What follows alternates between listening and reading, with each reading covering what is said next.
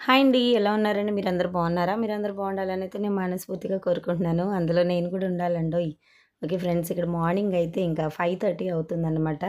ఇంక బయట పనంతా కూడా క్లీన్ చేసేసుకున్నానండి నేను. ఇవాళైతే కొంచెం అర్లీగానే లేచాను. కానీ చీకటిగా ఉన్నా సరే బయటంతా వాకిలి తుడిచేసి ముగ్గైతే పెట్టేసి వచ్చేసాననమాట. బట్ పొయ్యయితే ఇంకా అంటించలేదు.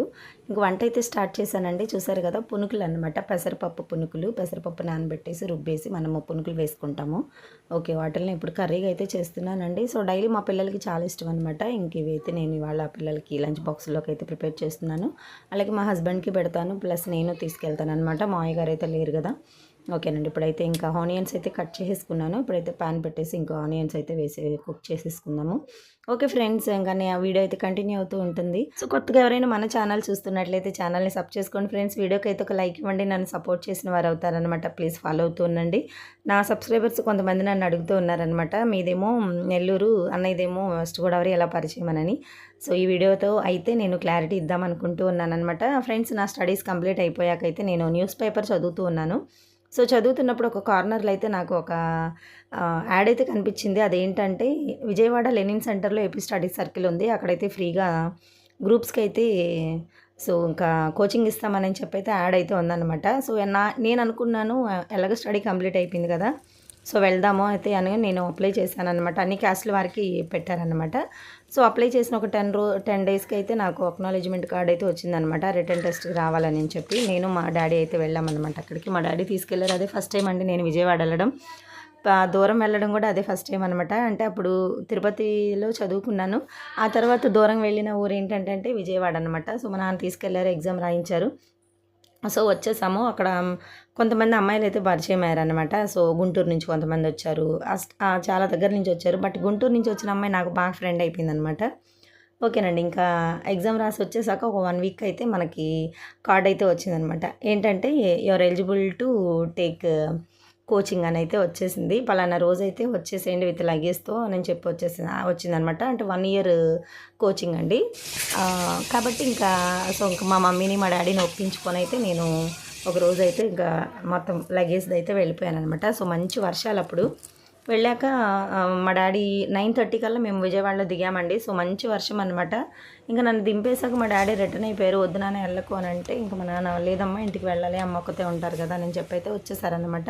ఇంక మా డ్యాడీ ఇంటికి వెళ్ళి ఫోన్ చేసేదాకా నాకైతే కంగారుగానే ఉండింది. సో ఫైనల్గా అయితే మా డ్యాడీ ఇంటికి వెళ్ళాక ఫోన్ చేశాక అప్పుడు నేను మనశ్శాంతిగా ఉన్నాననమాట. సో మంచి వర్షాలు ఫ్రెండ్స్, అసలు నిజంగా గడ్డగట్టుకుపోయేంత చలనమాట అప్పుడు. అసలు చాలా విపరీతంగా ఉండేది. అందులోనూ విజయవాడ కొండ ప్రాంతం కదా, చాలా చలిగా కూడా ఉండేదన్నమాట. అందులోనూ కొత్త అనిపించింది నాకు. హాస్టల్లో ఉండి వచ్చినా సరే కొత్త మనుషులు, కొత్త వ్యక్తులు ఎలా పరిచయం అవ్వాలి అని అయితే కొంచెం బెంగగా ఉండింది. సో మా అమ్మ నాకు ధైర్యం చెప్పారనమాట, మా మమ్మీ డాడీ ఇద్దరు. ఓకే, ఇంకా అలాగే 1 వీక్ అయిందనమాట. సో మాకు అక్కడే ఫుడ్, అక్కడే కోచింగ్ అండి. సో ఎప్పుడన్నా బయటకు వెళ్ళాలంటే వెళ్ళొచ్చు అనమాట. అప్పుడు మాకు మేడం వచ్చి హిమబిందు మేడం అనమాట. ఆమె గ్రూప్స్ 1కి అయితే సో గ్రూప్ 1 అయితే కొట్టారనమాట. చాలా మంచి పర్సన్ అనమాట. సో అప్పుడు మేము కోచింగ్ తీసుకున్నామండి. అయితే ఇంకా ఒక 1 వీక్ తర్వాత మా హస్బెండ్ జాయిన్ అయ్యారు. అప్పుడు నాకు పరిచయం లేదనమాట. సో తనని చూడగానే హెయిర్ స్టైల్ ఎలా ఉందంటే ధోనికి ఉంటుంది కదా వెనక కర్లీ హెయిర్, అలా ఉండిందనమాట. సో అలా చూస్తూ ఉండేదాన్ని. జస్ట్ అలా మామూలు నార్మల్ క్యాజువల్గా చూసి ఊరుకున్నాను.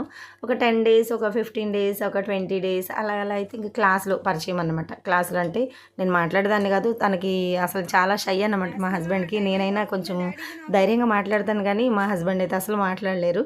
సో స్కూల్లో ఏదైనా టెస్ట్ పెట్టినప్పుడు కానీ, లేదనుకుంటే అందరినీ నిలబెట్టి ఏదైనా క్వశ్చన్స్ అడిగినప్పుడు కానీ, లేదనుకుంటే బోర్డు మీద ఎక్స్ప్లెనేషన్ ఇవ్వాలనుకున్నప్పుడు కానీ, మా హస్బెండ్ మేమందరం మీ ఫేస్ సార్ వైపు పెడితే మా హస్బెండ్ ఏమో ఫేస్ బోర్డు వైపుకి పెట్టేవారనమాట. అంటే బ్యాక్ చూపిస్తూ మాట్లాడేవారు. అసలు చాలా సిగ్గనమాట మా హస్బెండ్కి. అలాగా నాకు తన మంచితనం అయితే నచ్చిందనమాట. నిజంగా చాలా మొహమాటస్తుడు, చాలా సిగ్గు, అసలు ఎవరితోనూ మాట్లాడరు. సో బ్యాడ్ బిహేవియర్ ఏం లేదు. సో అలా పరిచయం అన్నమాట నాకు. ఈ రోజుల్లో మనీదేముందండి. సో మనీ లేకపోయినా అడ్జస్ట్ అవ్వచ్చు కానీ మంచితనం మీద లేకపోతే అనేది అస్సలు అడ్జస్ట్ అవ్వలేం కదా. సో అలాగా నాకు కొన్ని అయితే తనలో నచ్చినాయి అన్నమాట. సో పర్వాలేదు, మంచోడు అంతే అనిపించి జస్ట్ అలా మాట్లాడుతూ ఉన్నాను అంతే తప్ప ఇంక అప్పటికి మాకు పెద్ద పరిచయం ఏమీ లేదన్నమాట. జస్ట్ ఫ్రెండ్ కూడా కాదులేండి. సాటి వ్యక్తితో ఎలా మాట్లాడుతామో అలాగే మాట్లాడుతూ ఉన్నాననమాట. ఇంకా అలాగే మా ఫ్రెండ్స్ ఉంటారు కదా, మా పక్కన ఉండే ఫ్రెండ్స్ అందరూ కూడా సో వాళ్ళు అలా ఆ మాటలు కలిపేసి ఇంకా అలా తనకి నాకు పరిచయం అయితే చేశారనమాట. ఓకే. నేను క్యాజువల్‌గానే తీసుకున్నాను మామూలుగానే. ఇంకా అలాగా కంటిన్యూ అయిందనమాట కోచింగ్. సో ఒక 7 మంత్స్ అయిపోయాక మాకు ఎగ్జామ్ డేట్ అయితే ఇచ్చారు. సో ఇంక వెళ్ళిపోవాలి. ఇంకొక 1 మంత్ అయితే ఇంక వెళ్ళిపోతాం అన్నమాట మేమందరం కలిపి. ఓకే. ఇంక అప్పటి నుంచి ఇంక మా హస్బెండ్ అయితే జిమ్‌కెళ్ళేవారు. ఇంకా నెక్స్ట్ ఇంకా కొన్ని పనులకెళ్ళి వచ్చేటప్పుడైతే జస్ట్ నాతో మాట్లాడి లోపలికెళ్ళేవారనమాట. అలాగే మా ఫ్రెండ్స్ నన్ను ఎగతాళి చేసేవారనమాట. ఇంకా నేను మామూలు క్యాజువల్‌గానే తీసుకున్నానండి. నేనేం పెద్ద సీరియస్‌గా అయితే తీసుకోలేదనమాట.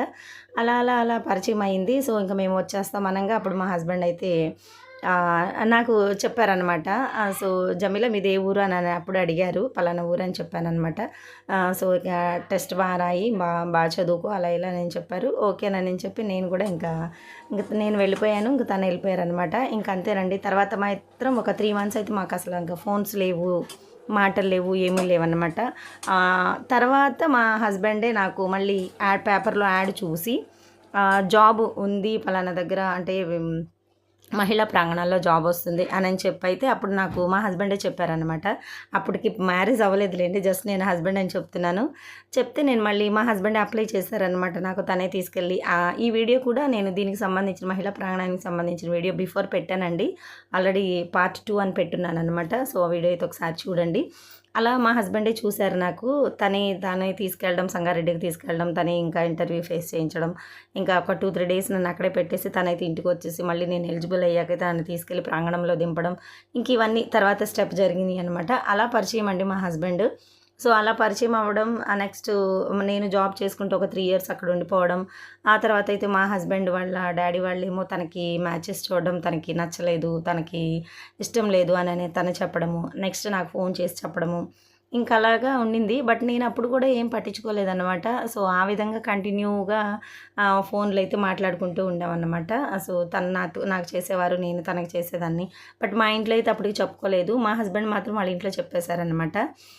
చెప్పేస్తే వాళ్ళ మమ్మీ ఒకే ఒక కొడుకు, నా 5గురు ఆడపడుచులు ఉండే నాకు ఒకే ఒక కొడుకు అనమాట. సో నీ ఇష్టమే మా ఇష్టం అని చెప్పైతే వాళ్ళు అగ్రీ అయ్యారు.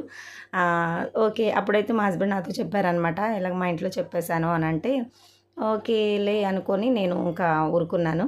ఓకే ఫ్రెండ్స్, మరొక వీడియోతో సో తర్వాత ఏం జరిగిందనేది అయితే మీతో ముందుకైతే వస్తాను. ఇక్కడైతే డ్యూటీ నుంచి అయితే వచ్చేసానండి. వచ్చాకైతే మా పిల్లలకి సేమియా కావాలన్నారు. సో సేమియా అయితే ప్రిపేర్ చేసేసాను.